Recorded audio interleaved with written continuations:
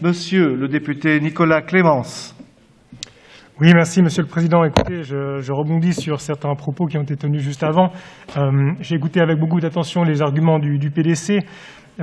Et effectivement, il me semble que la situation n'est pas si extraordinaire. Un temps de 5 ans pour développer une telle zone n'est pas extraordinaire à Genève. Et je ne vois pas en quoi la motion proposée aujourd'hui permettra d'accélérer les choses, puisqu'elle propose précisément de revenir en arrière, de déposer un nouveau projet de loi avec toutes les étapes que ça implique, et en particulier d'aller contre l'avis de la commune. Ça ressort très clairement des travaux de commission que l'avis de la commune, depuis le départ, depuis qu'elle a déposé cette modification de zone d'initiative communale, eh bien, est de faire de la zone de développement, ce qui lui permettra, comme l'a dit Mme Bensinger et d'autres, de développer notamment les espaces publics et d'organiser l'urbanisme de ce secteur qui, sinon, se fera par petites touches au gré des envies des uns et des autres et des possibilités financières de certains promoteurs et certains propriétaires dans ce quartier.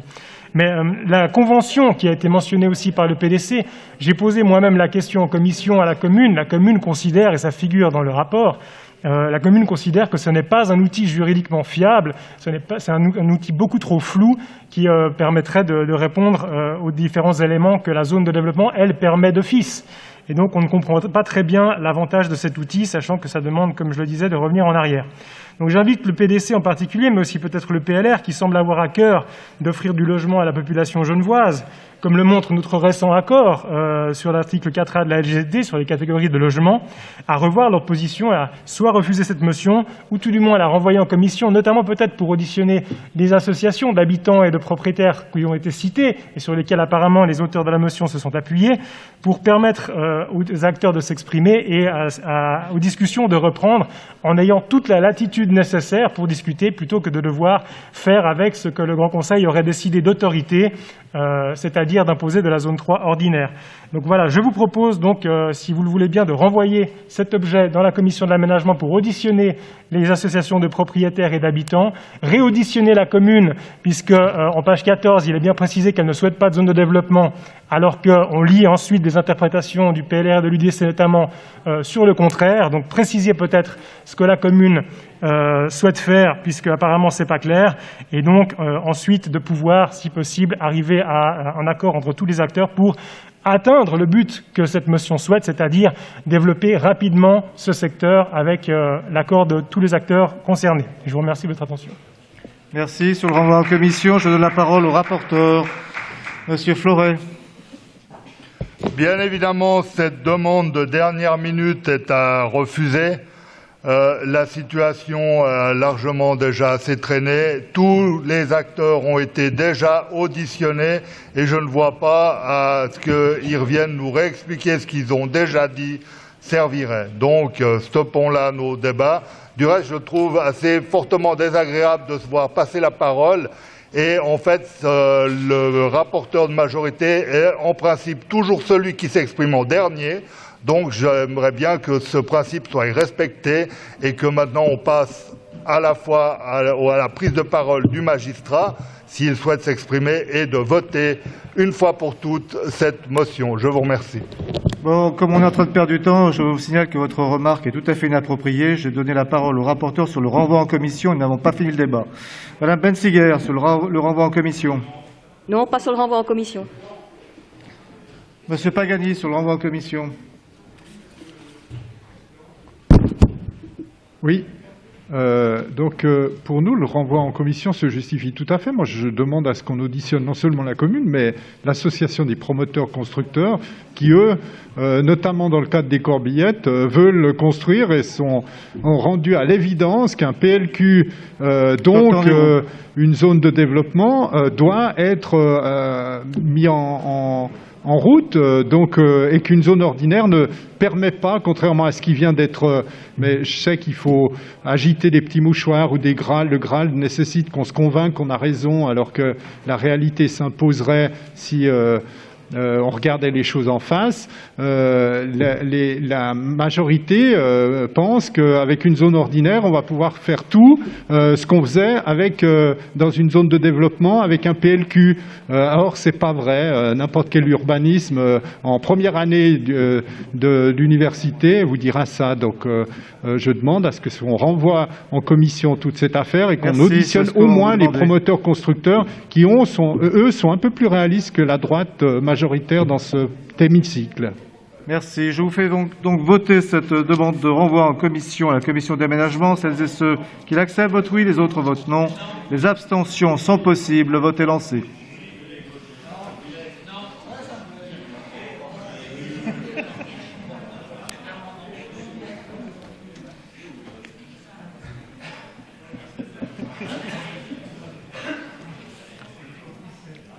Vous avez refusé cette demande de renvoi en commission par 57 voix contre et 40 voix pour.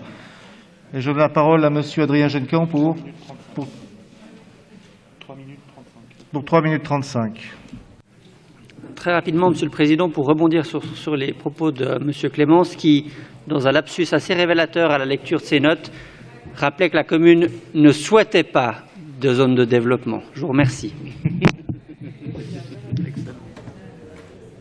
Très bien, la parole revient maintenant à Monsieur le député Rémi Pagani, rapporteur de deuxième minorité pour 2 minutes. Merci, merci Monsieur le... Ah, 3 ou 2 3. Ah, merci.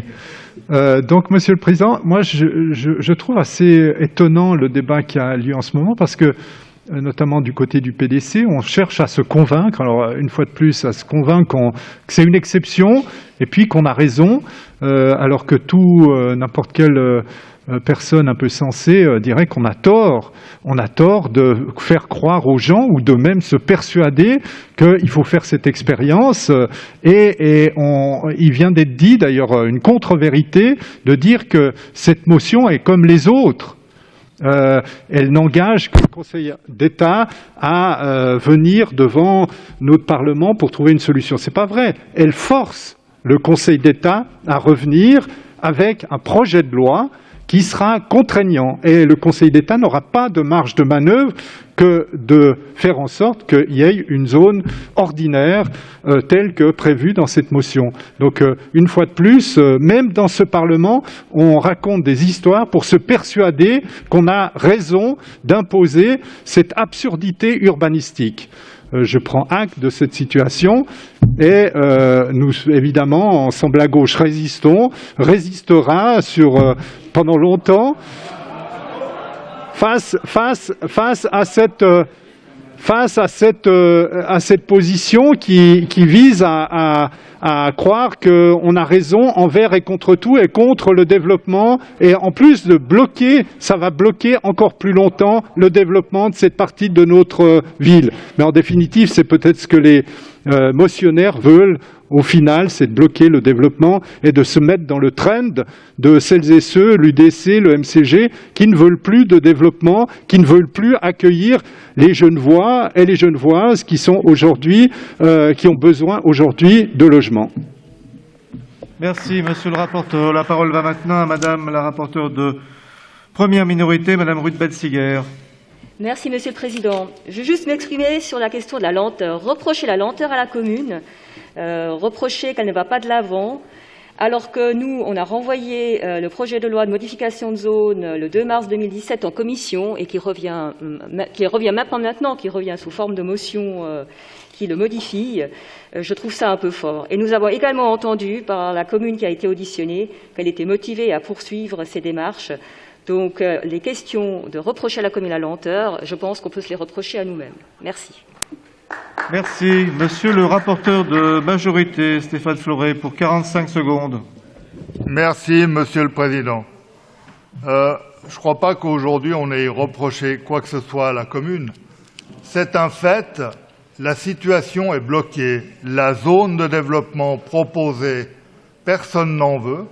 Les habitants sont en opposition. Ne rien voter aujourd'hui, c'est continuer à fermer les yeux sur cette situation et finalement ne rien construire du tout. D'où la volonté des motionnaires, c'est d'aller de l'avant maintenant rapidement Plus de 5 ans se sont écoulés depuis le dépôt du dit projet de loi. Stop! Maintenant, nous, on a proposé une solution. On reste persuadé aujourd'hui que c'est une bonne solution qui va dans le sens Il vous faut de terminer. ce que demandent les opposants. Donc, je vous remercie une nouvelle fois de voter cette motion pour permettre de débloquer cette situation. Je vous remercie. Merci. La parole va maintenant à Monsieur le conseiller d'État Antonio Ogers. Merci, Monsieur le Président. Mesdames et Messieurs, imaginez que vous avez 1 000 francs en banque et que suite à un vote du Grand Conseil, ces 1 000 francs deviennent 4 000 francs, sans rien faire. C'est la réalité économique du développement territorial. C'est le législateur qui décide des droits à bâtir. Cette fameuse densité, c'est autant de mètres carrés qui peuvent ensuite être vendus ou loués. Et ils sont limités par le type de zone que vous, mesdames et messieurs les députés, attribuez. Et partout dans le monde démocratique, quand l'on fait un tel cadeau à un propriétaire privé, on lui demande des choses en retour. On lui demande de faire des sessions gratuites au domaine public pour faire des parcs, pour y installer une crèche, des espaces pour les personnes âgées. On lui demande de payer une taxe d'équipement pour mettre le réseau électrique, le réseau d'accès de l'eau et l'évacuation des eaux usées. On demande aussi de faire des servitudes de passage pour construire éventuellement des chemins, ou ne serait-ce que pour permettre aux futurs habitants de se faufiler entre les propriétés privées. On leur demande finalement de contribuer à travers l'urbanisme à une structure paysagère harmonieuse qui insère le nouveau quartier dans le périmètre existant. Et c'est ça l'équilibre de la zone de développement. C'est ça l'équilibre qui existe partout ailleurs en Suisse, à vrai dire, et partout ailleurs, je le disais, dans les démocraties qui organisent finalement le retour d'une attribution d'une fortune issue d'une loi et non pas du travail, non pas de l'effort, non pas de la libre entreprise, mais bien de l'aspect un peu aléatoire de l'aménagement du territoire qui fait que tout d'un coup vous êtes un propriétaire dans votre villa puis on vous dit ah bah tiens, vous pouvez multiplier par 4 ou par 5 le nombre de mètres carrés à construire sur votre parcelle et d'autant votre fortune. Eh bien, ce retour-là fait partie du pacte social territorial. Et c'est ça qui fonde la zone de développement.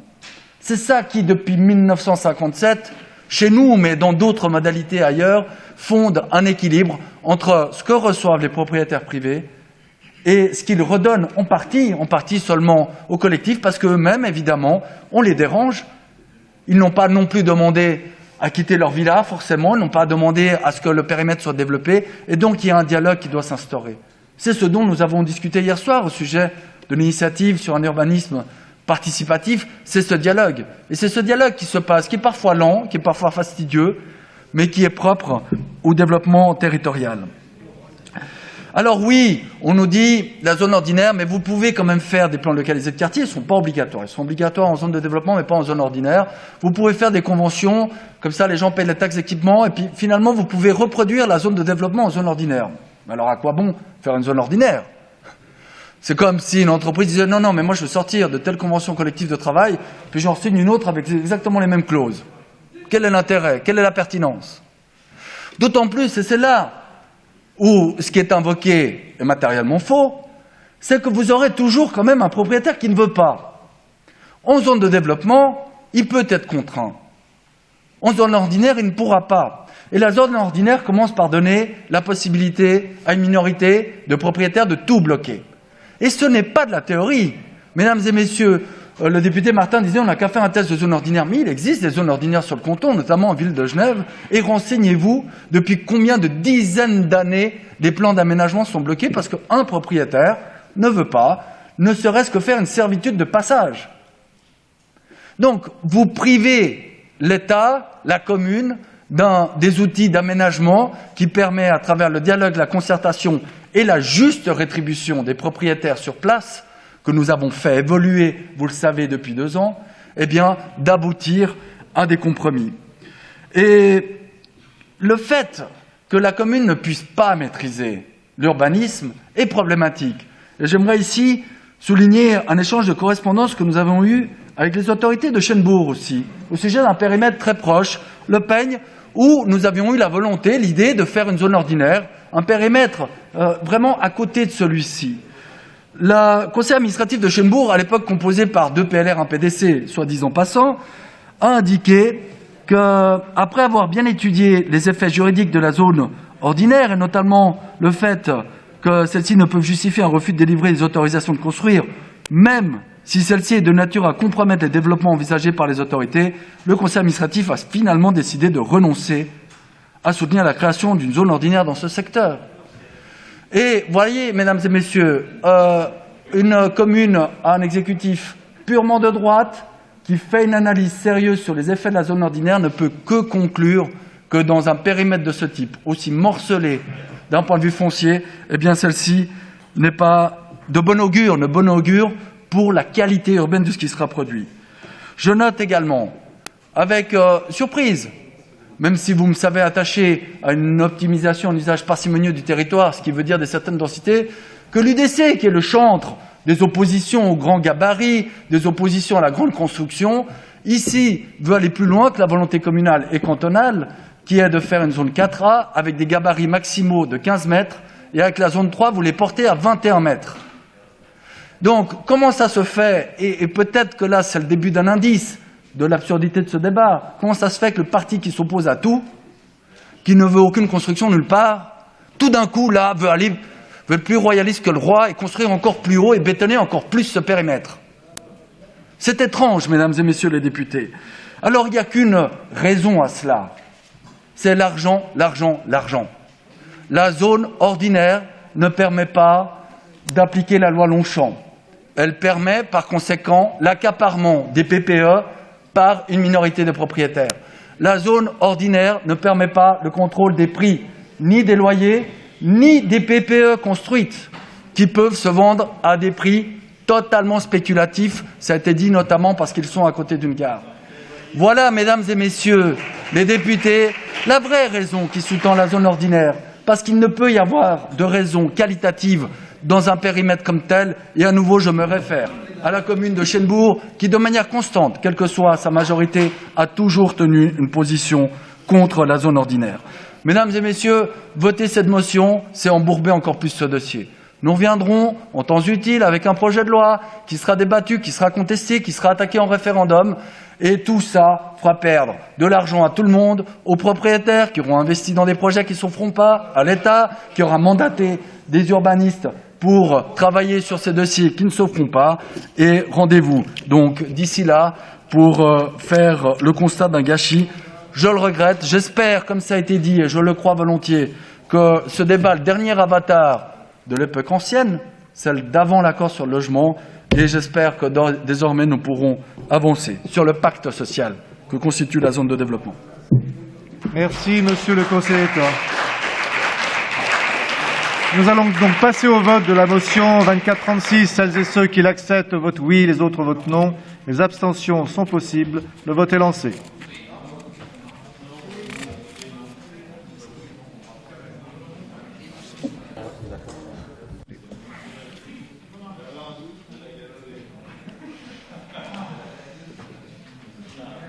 Vous avez accepté cette motion par 57 oui et 40 voix contre. Il est 18h18, je lève la séance. Nous nous retrouvons dans cette salle à 18h35.